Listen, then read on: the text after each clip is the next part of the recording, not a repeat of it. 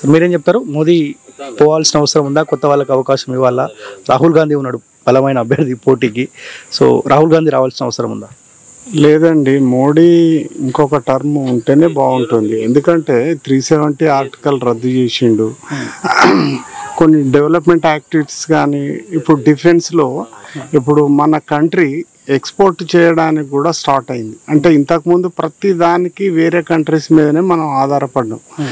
అట్లా ఇప్పుడు వేరే నేబరింగ్ కంట్రీస్ కూడా కొద్దిగా మన కంట్రీ అంటే భయంతో చూస్తున్నాయి. అంతకుముందు ఏంటంటే చాలా ఈజీగా తీసుకునేది ఇండియా కూడా. ఈవెన్ పాకిస్తాన్ కూడా వాడు ఎన్నో రోజులు అప్పుడు కార్గిల్ అప్పుడు యుద్ధం చేయగలిగిండు. ఇవాళ మనోళ్ళు లోపలికి పోయి వాళ్ళను చంపి వచ్చినా కూడా వాడు డేర్ చేయలేకపోతున్నాడు. ఎందుకంటే ఒక ధైర్యం అనేది మోడీ ద్వారా ఇండియాకు వచ్చింది. అది సో అందుకే మోదీ ఉండాలండి. అంటే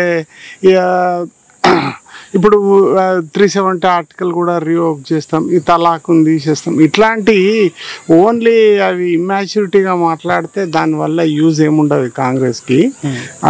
కాబట్టి ఈ మోడీ కొన్ని పనులు చేసినవి అయితే బాగా స్ట్రాంగ్ డెసిషన్స్ తీసుకున్నాడు, చేసిండు. కాబట్టి ఆయన టర్మ్ ఇంకోటి కంటిన్యూ ఉంటేనే ఇంకా కొద్దిగా ఇండియా స్ట్రాంగ్ అవుతుందని నా ఉద్దేశం. ఓకే సార్, మార్పులు అందరం భాగస్వాములు అయినాం. కేసీఆర్ బెండు రేవంత్ వచ్చిండు.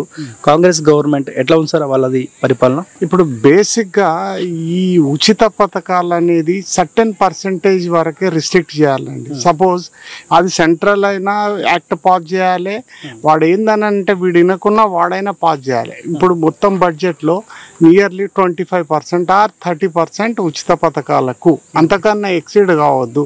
మిగతా డెవలప్మెంట్ యాక్టివిటీస్ మీదనే ఇన్వెస్ట్ చేయాలనేది ఒకటి రూల్ పాస్ చేస్తేనే ఇది మార్పు వస్తుంది కావచ్చు. వీళ్ళు కూడా అనేక రకాలైన ఉచిత పథకాలను డిక్లేర్ చేసిండు. వాటిని ఇంతవరకు అయితే మీట్ కాలేకపోతున్నాడు. ఇప్పుడు రైతు బంధు అన్నాడు, 4 ఎకరాలకి వేసిండు, 5 ఎకరాలకు ఇంకా అప్పటికే తట్టుకోగలుగుతున్నాడు. రుణమాఫీ అంటున్నారు, ఇంతవరకు ఏం కాలేదు. ఈ ఆర్టీ బస్సులు ఉచిత ప్రయాణం అని అంటే అది చాలా మిస్యూజ్ అవుతుంది. ఏమన్నది టీములు తయారవుతాను, పొద్దున పోతాను, రాత్రికి వస్తాను. దానివల్ల పబ్లిక్ మనీ ఎంత వేస్ట్ అవుతుంది. ఆయన పర్సనల్ మనీ కాదు అక్కడ. ఇప్పుడు జనరల్ పబ్లిక్ కూడా జెంట్స్ ఉన్నారు, వాళ్ళు ఉన్నారు. పెడితే ఏమన్నా ఒక కన్సెషన్ ఇవ్వు, కానీ మొత్తమే ఫ్రీ అని డిక్లేర్ చేస్తే అక్కడ చాలా మిస్యూజ్ అవుతుంది.